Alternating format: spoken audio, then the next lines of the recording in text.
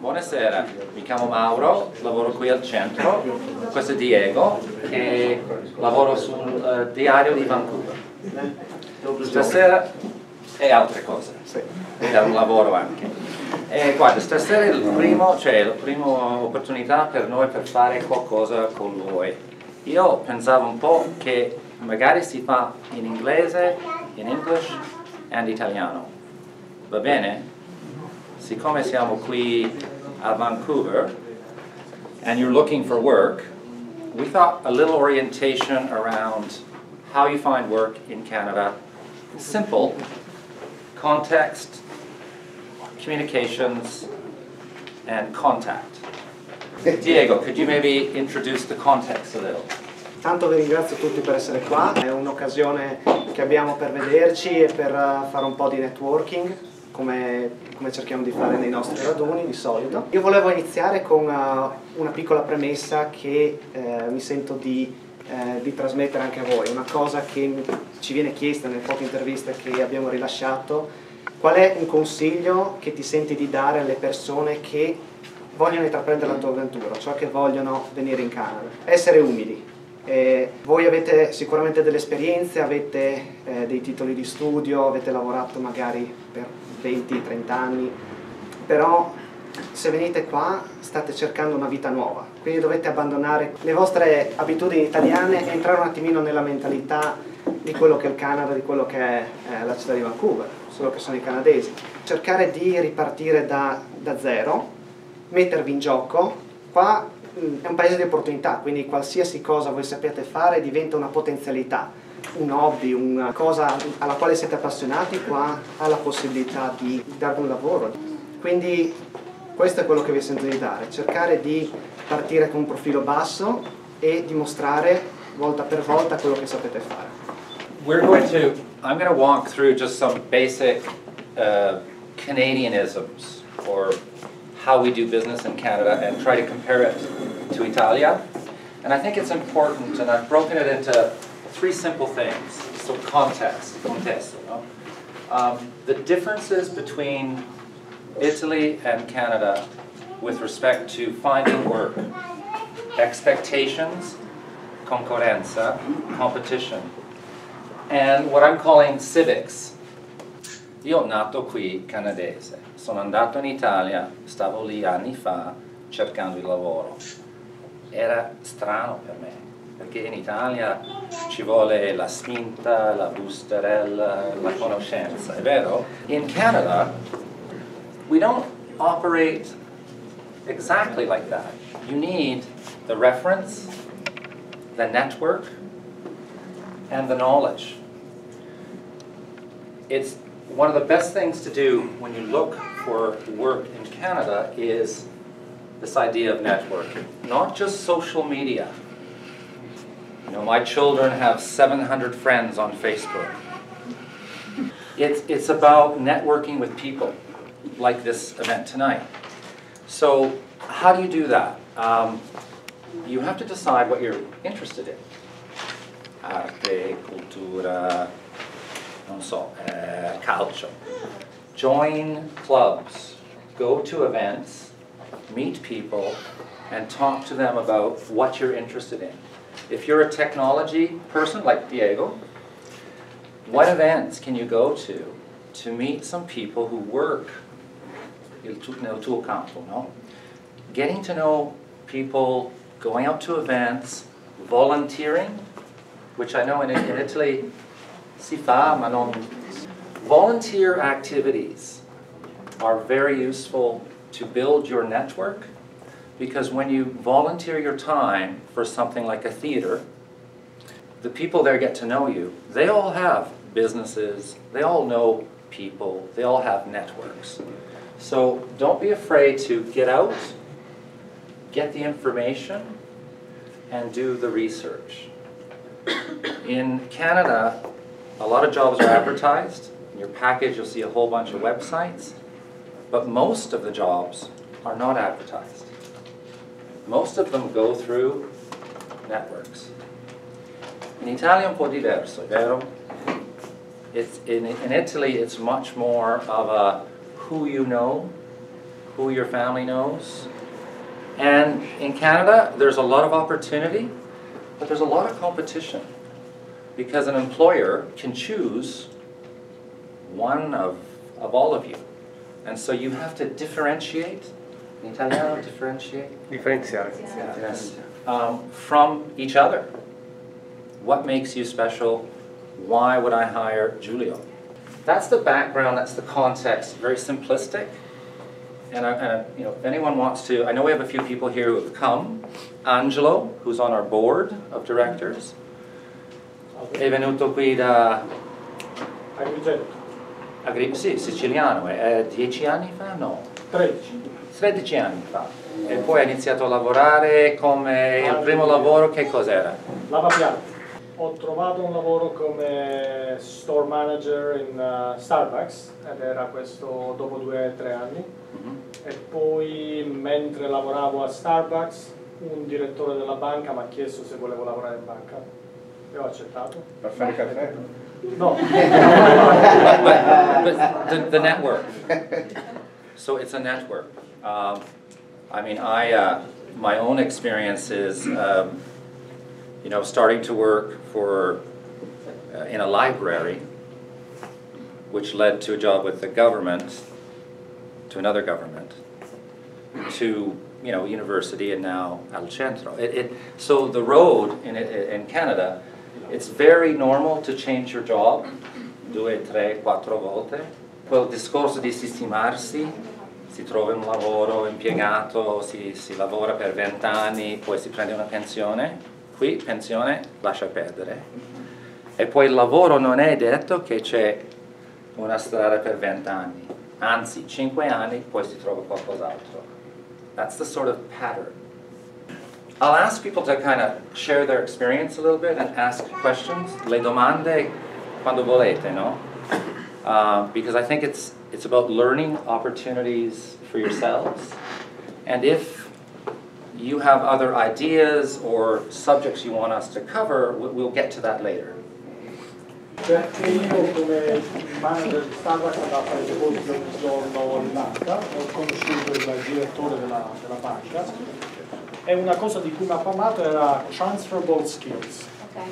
E ho iniziato a parlare dicendo che ma il tuo lavoro è simile al mio, perché io prima pensavo di andare a cercare altri, visto che ormai sono entrato nella ristorazione, dovevo cercare altri lavori nella ristorazione. Quindi guardavo lavori sempre nel campo della ristorazione. No, ma tu hai transferable skills, perché hai iniziato a chiedermi, assumi personale nel tuo lavoro? Sì, anch'io. Devi controllare le vendite, devi fare le scrivita? Sì, anch'io. Quindi come vedi, quello che fai adesso lo puoi fare anche in altri settori. Allora mi ha chiesto se sei interessato a lavorare con noi, dammi il tuo curriculum vitae, il resume. E ho fatto così, ho dato il mio resume e dopo 2 settimane mi hanno chiamato per una interview. Io ho iniziato tutto, mi hanno offerto il lavoro e ho cambiato lavoro. Quindi sì. Scusa, che visto eri qua? No, io avevo il permanent resident, sono arrivato e... Quindi quella è la situazione, il fatto non è il fatto che io avevo già i permessi, quello lo so, è uno ostacolo.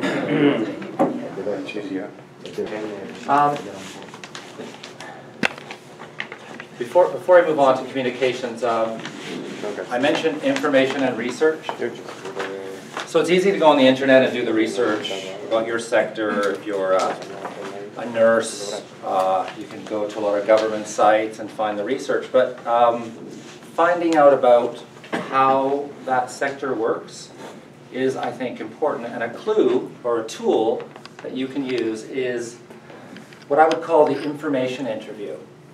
So if you're interested in being a nurse, for example, it's a smart idea to phone up the Nurses Association, the Computer Association, the Banking Association, and ask for an information interview. It's a way to get to know somebody. It's a way to get to know what the business looks like, who works there, and you get to connect. So Angelo's story is barista, met a banker, the banker said, oh, you know, we have something in common. Next thing you know, he's offered a job. If you're interested in a particular area, then I would suggest you phone up and ask for an information interview. It's a great way for you to get to know the company and for them to get to know you. Quindi, Dimmi. quindi questa information interview in pratica come funziona? Un colloquio informale con... Sì, un colloquio informale dove si va a parlare magari con un impiegato della banca, uno che lavora nell'ospedale, per fare una chiacchiera sul lavoro.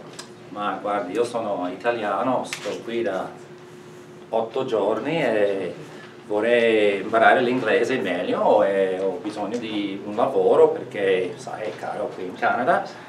Magari si potrebbe fare una chiacchiera sul discorso del lavoro qui in Canada.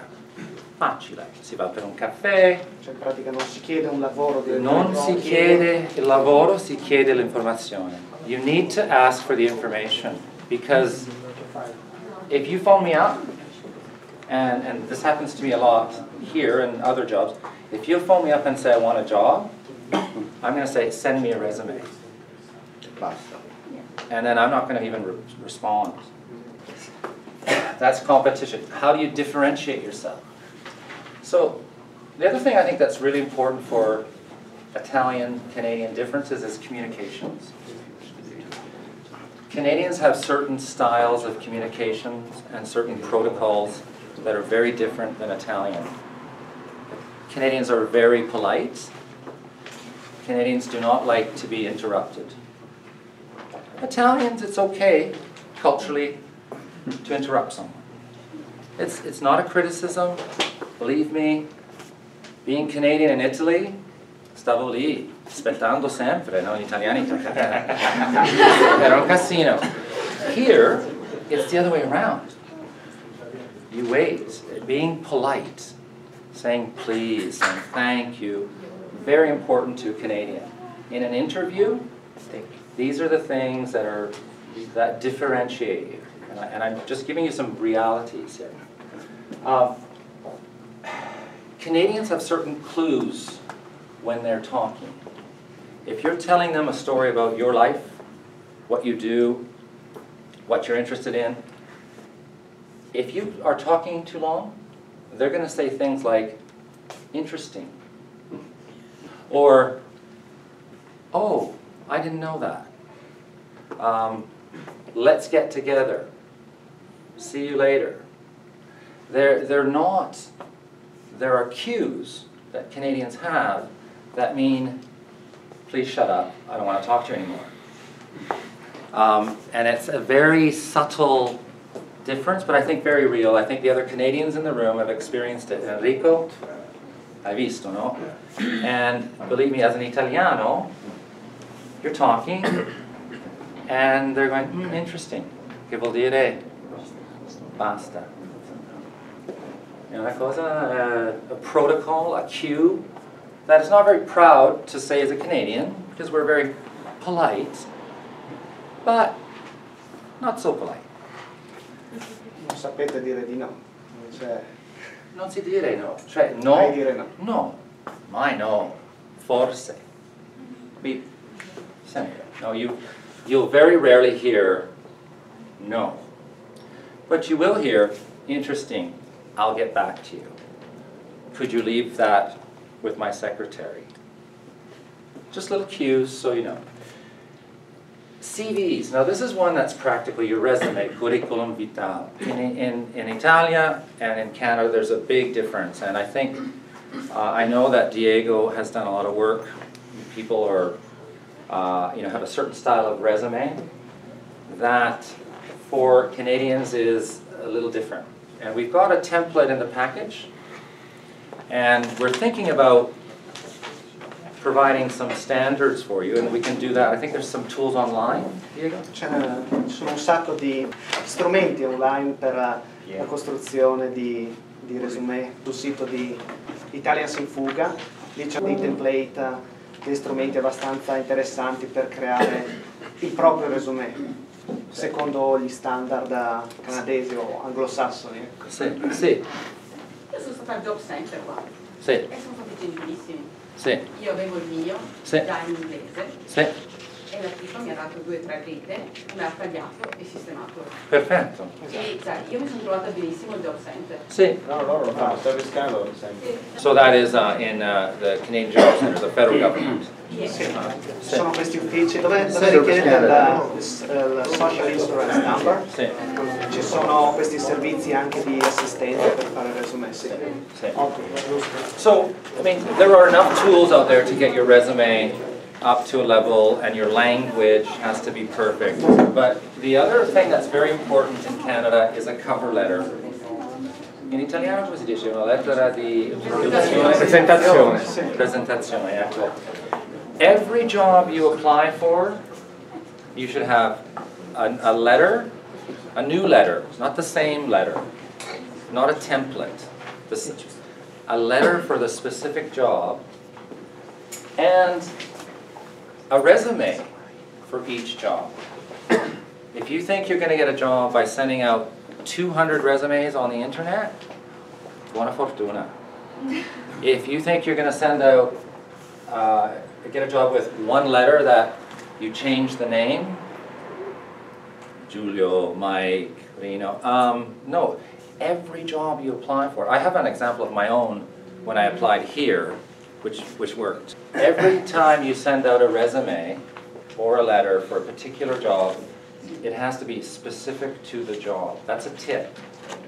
If you write a letter that is generic, dear madame, and I get the letter, so it has to be specific. It's really important. When you have your CV and when you have your cover letter, the two of them, it's a lot of work, but you have to make them different. You have to differentiate yourself. You really do, because the competition will do this. So if you know, it's something that I would strongly suggest you spend some time on a proper letter. La cover letter, anche nel caso in cui ci si presenta di persona, è meglio portarla. Sì, sempre, sempre, sempre, sempre. Anche sul email, no? Elena? Nel senso email. Sì. Quando si manda la cover letter. Sì. Okay. Sempre. È una cosa che si deve fare. Dimmi.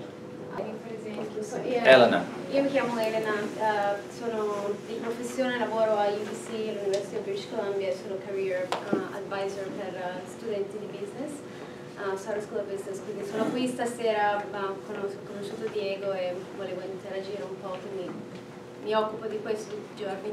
Sì.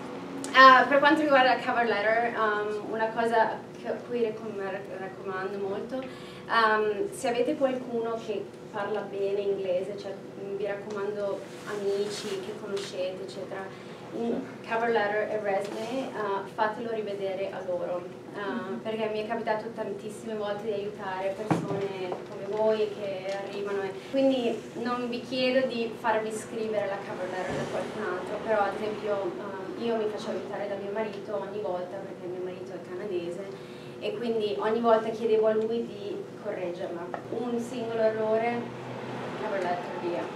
E come diceva il signor Mauro, competizione, è importantissimo che la cover letter e il vostro resume, quindi come Silvia ha appena detto, se potete andate in questi centri dove comunque ci sono dei volontari che possono rivedervi i vostri documenti, e almeno se sono persone che sono in madrelingua, quindi possono aiutarvi. Anche case manager. Esatto, case manager, esatto, sì. Quello trovi un primo lavoro che non sembra... Il case manager, cioè io qua mi hanno dato al work center dove sono stata, col mio tipo di visto, cioè io gli ho fatto presente che ero qua col working holiday. Io sono riuscita a passare.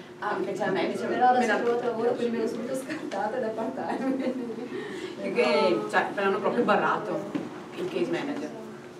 Cioè tu col visto che sei qua hai la possibilità di fare queste cose al centro, il case manager ti ha barrato, loro ti lasciano usare i computer gratis, c'è sempre qualcuno che ti aiuta, per esempio la cover letter, io ce l'avevo, questa me l'ha cazziata, ma me l'ha sistemata, cioè, come ha detto lei, è una persona che parla inglese e che è locale, sa quello che sta facendo, anche perché lo fa tutto il giorno, 8 ore. Ma il case manager, perché di solito il case manager deve riferire poi ad altri tipo servizi di governo, piuttosto che provinciali, quindi loro non ti fanno vedere il case manager perché sanno che tu non sei qui permanentemente e quindi non puoi usufruire di tutti i dibattiti per quel motivo, non è perché non ti voglio. No, non me la sono mica presa, cioè io sono consapevole che l'aiuto che posso darmi ha dei limiti, già quello che mi hanno dato è stato essenziale. Hai trovato un lavoro? No.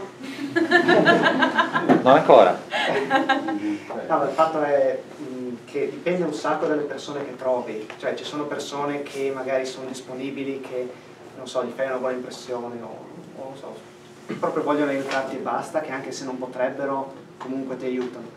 Dipende un sacco da... per esperienza, qualcosa che vorrei suggerire è, Mauro parlava prima di networking and information interviews, ha detto di chiamare le associazioni, io inizierei dalle persone che incontrate, dalle persone con cui vi capita di parlare, chiedere, io sono interessato, sto cercando lavoro in questo campo, piuttosto che in Italia facevo questo e mi piacerebbe continuare. Conosci qualcuno che lavora in quest'area? Le associazioni sono decisamente una buona idea, ma a volte può spaventare l'idea di ma chiamo un'associazione e poi chi mi passano, cosa mi dicono, eccetera. Quindi iniziando dalle persone che il panettiere, che ne so, le persone che vedete in palestra, qualsiasi persona, chiedete e mettete fuori la voce che state cercando un lavoro e in quale settore. Se avete in mente delle aziende, nominate anche le aziende perché date un'idea più precisa di quello che state cercando.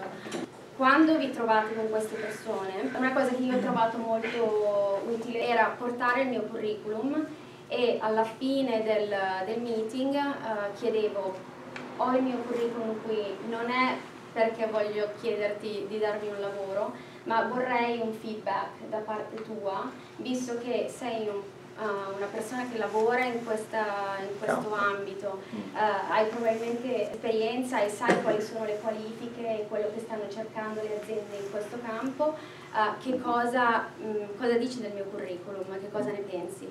E molta gente mi ha dato un feedback molto valido, quindi ho potuto, innanzitutto potevano vedere se c'erano degli errori ma normali, se era ben scritto, se il format era adatto oppure avrei dovuto, quindi i miei studenti fanno tantissimo questo, soprattutto quelli che sono molto ambiziosi e vogliono lavorare soprattutto nel campo della finanza. Vanno a prendere caffè, drinks eccetera con un sacco di gente del mondo della finanza e praticamente gli riscrivono il curriculum in base a quello che sono poi gli standard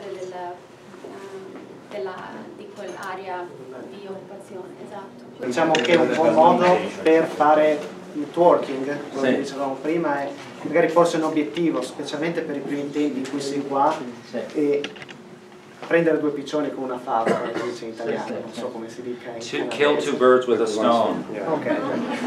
One stone. Diciamo, porsi questo obiettivo di conoscere magari, conoscere 3 persone al giorno nuove. Porsi questo obiettivo proprio personale, no? Non so, sia al bar, parlare, attaccare bottone con qualcuno, per migliorare il tuo inglese e cominciare a creare questa networking, no? E poi secondariamente una cosa che magari cercavo di fare io è una brevissima presentazione di quali sono i nostri tratti proprio peculiari, cioè nel senso io sono Diego, sono laureato in informatica, lavoro, ho fatto queste cose, proprio una presentazione 30 secondi proprio in cui si spiega i tratti peculiari delle proprie esperienze, della propria formazione e non si annoia l'altra persona. Questo è quello che cercavo di fare io. Che un po' ha funzionato. Sì, buona idea. Oh, grazie. Just one other thing, volunteering. It's very different in Italy than Canada. And there are some opportunities in Vancouver that actually can be a lot of fun. The Jazz Festival. You meet people, you get to go and see jazz for free.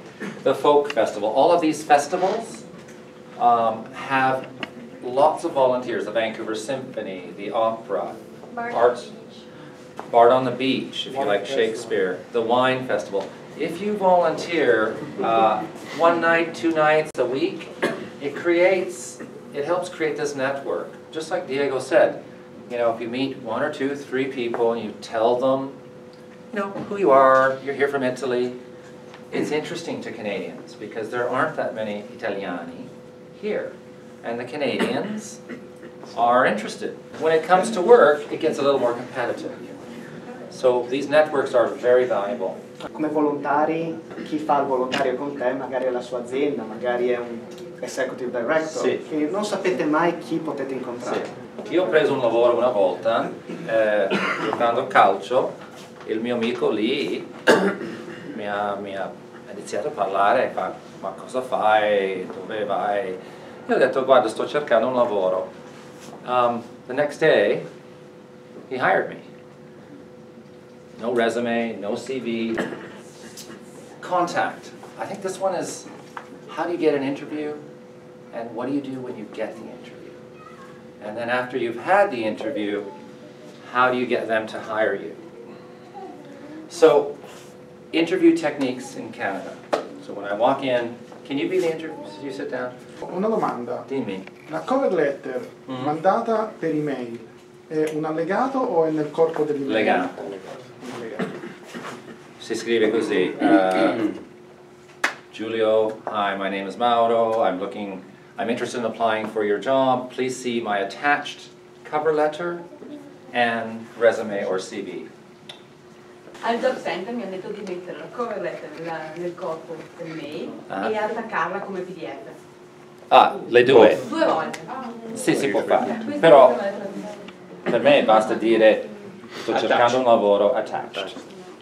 Elena. No, una precisazione. Il CV qui è no, scusa. Il CV qui è quello che fanno quelli che hanno un dottorato, quindi è curriculum vitae con tutte le pubblicazioni eccetera, mentre qua si parla di resume o tutto il tempo.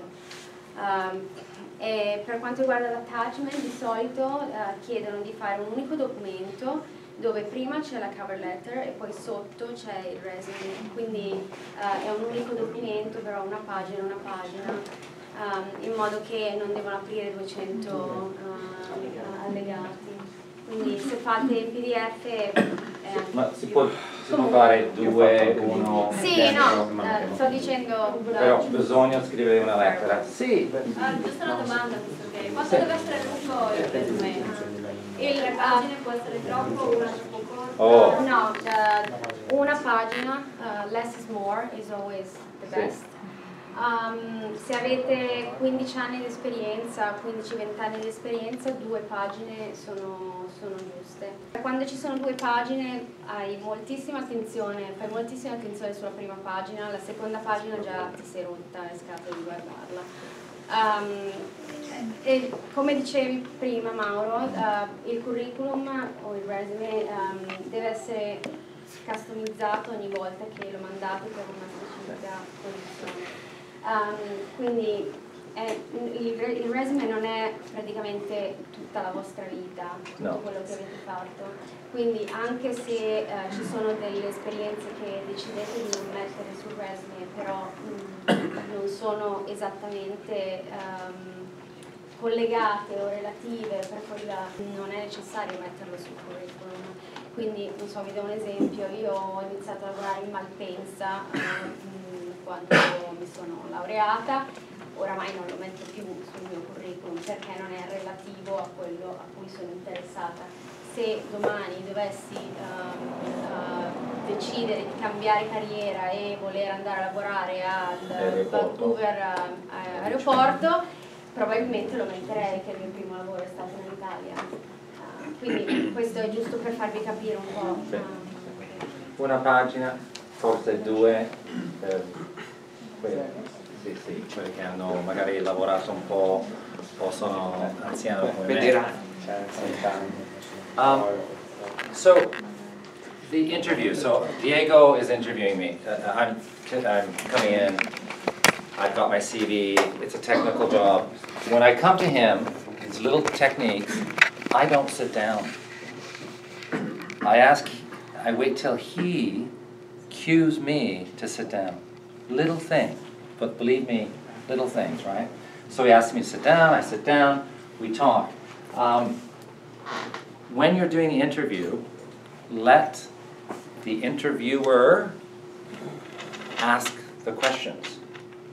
Don't go, ciao Diego, mi chiamo Mauro e vorrei lavorare qui. No, bisogna, cioè, proprio una cosa tranquillo. Lui fa la domanda, una risposta breve, non secca. Sì. I don't want to know, if I'm sitting in that seat, I don't want to know about your life. I have half an hour, maybe 15 minutes. I want to know a few things. What do I want to know as an interviewer? Motive. That's the most important thing. Why do you want the job? Perché? So the first question I'm going to say is, why do you want the job? That's a question you should prepare for. Do your research. And ask the honest question. I'm kind of interested in dogs. You know, you have to sort of say, well, why do you want the job? The second question is, why do you think you're qualified for the job? Why is the job for you? And remember your resume, right? When you go to your resume and you say, I want to, you know, this job is for me because I'm interested in technology. I studied it in Udine and worked there, and I believe my skills are transferable to you. In other words, you have to give them something that they're looking for. So, you know, that first contact, manners, you know, they ask the questions, you're brief, but make sure that you let them control the interview. Always, always end the interview. Not him, but I do. I know you're very busy, Diego. Thank you for the interview. If you end the interview, I have sat there with 300 people coming in like this, with the curriculums and just going on. And if they sat down, I just tossed it. And if they said something, I mean, because there's so many people looking for work. So the ones that came in that kind of worked with you, that ended the interview, I remembered them. And then there's a little trick, another little trick. After you finish your interview, send them a thank you card. Semplice. Thank you for your time. I appreciate it. Because people hiring don't get thank you cards. They get people on the phone going, why didn't you hire me? So what that does is, even if I don't hire you for this job, the next time I have a job, I'm going to go, who was that? Diego? Oh yeah. He sent me the postcard with the puppy on it. or I don't know, un quadro di Samuel Pollock. That is something that differentiates you. Right? All of a sudden it's like, oh, that guy. Because if you make that first impression, you can only make a first impression once. You know the saying in English? Come si dice in italiano? Prima impressione. C'è una seconda opportunità per lasciare la prima impressione. Or you send a little note, you say thank you for the interview. What that does is two things, right? They remember you, but then you have a chance to follow up. And this is something you need to do, right? So I send a card to Diego, he remembers me, and then a week later, I phone him. Not to say, ma perché non mi hai dato il lavoro, but to say, Diego, thanks. I just wanted to ask you, what did I do? What could I do to improve my chances? You know, what can I do to maybe, what did I do wrong? He could say, well, we have too many people applying, but he could say something like, well, we're looking for this, or he might say, nothing. They're just better candidates. And that's your opportunity to create a conversation. Well, I know that you're busy, but if there are other opportunities or maybe other organizations that you know of that are looking for people, you know, I'm open. What that does is it creates a relationship. And the next time you ask, the next time you go, believe me, and I've been on both sides, those are the people I want to hire. If the motive is real, and they have the experience, and they can add value to what I'm doing, it comes down to, you know, what's the difference between you and you? The one who sends me the card, the one who phones me back, gets the job. I know it sounds simple, but trust me, if you go into an interview and you talk,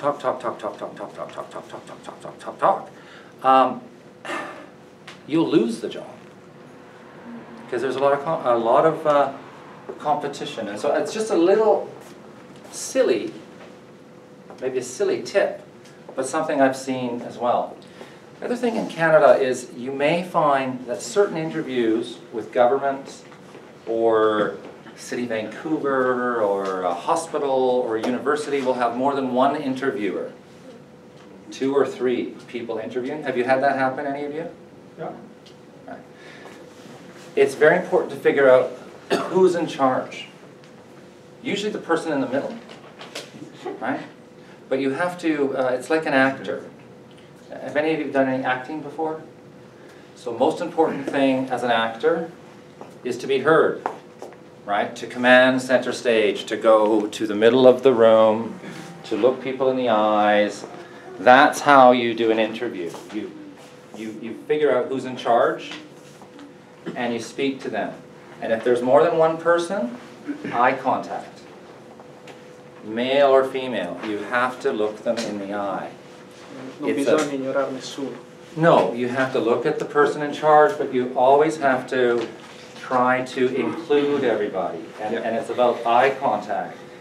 In Canada, it's very important. Some cultures don't do it very well. First Nations people don't make eye contact, for example, Indians. Chinese people won't make eye contact, but Canadians make eye contact. And it's super important, right? If you can't look me in the eye, I'm not going to hire you. So you always have to figure out if it's 3 people, who's in charge, and then you send, you know, the card, and then you follow up, and you have 3 opportunities to talk to each of them. This goes back to networking, information interviews, and can really create opportunities that maybe you don't see today, but a week from now, or 2 weeks from now, you may get that call. Sì. Un'altra cosa che è abbastanza comune nelle grandi aziende è anche una prima interview è al telefono. E quella è molto difficile perché non hai la persona davanti a te, non sai cosa stanno pensando di te. E non farla mai con un telefono senza fili, perché se ti finisce la batteria, è successo a me, è abbastanza difficile perché stai parlando con qualcuno, se l'inglese è anche un po' difficile, quando vedi la persona un po' lo capisci, ma quando è al telefono è più difficile da capire. Sì, è difficile, no? Ma infatti un consiglio, è vero, un consiglio è non prendete mai le telefonate quando non siete in un momento giusto, cioè se siete a fare la spesa guardate e se sapete che vi stanno chiamando per una possibile intervista fate andare alla segreteria telefonica o piuttosto richiamate quando siete a casa.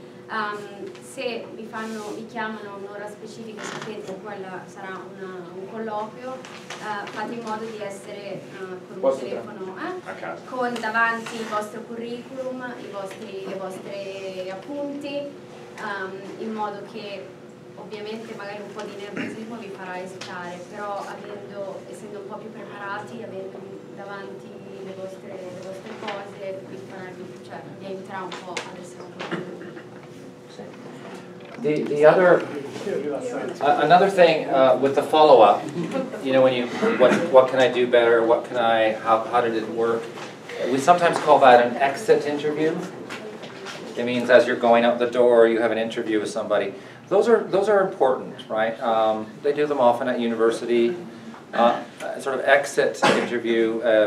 When you follow up, you ask for a kind of another meeting, an information meeting.